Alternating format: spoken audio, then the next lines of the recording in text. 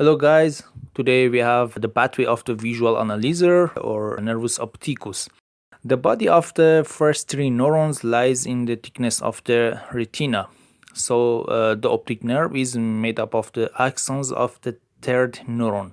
Inside the retina, the first neuron receptor cell correspond to the rods and cones, which the cones is the receptors of the color and the rods is receptors of the white and black.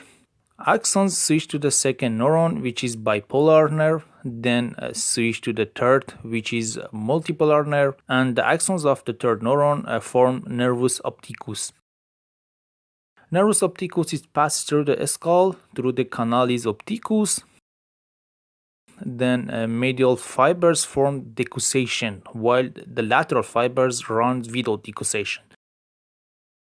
The medial fibers form a chiasma opticum. Then it switches to the next neuron, which support the subcortical visual center, which we have three centers.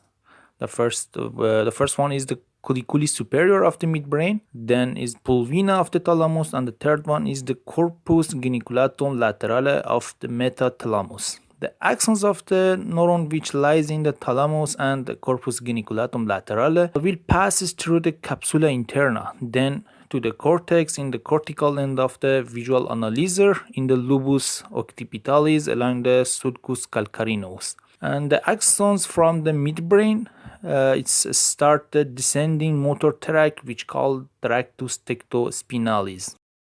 If you enjoyed this video, please support us by hitting the subscribe button and commenting on comment section.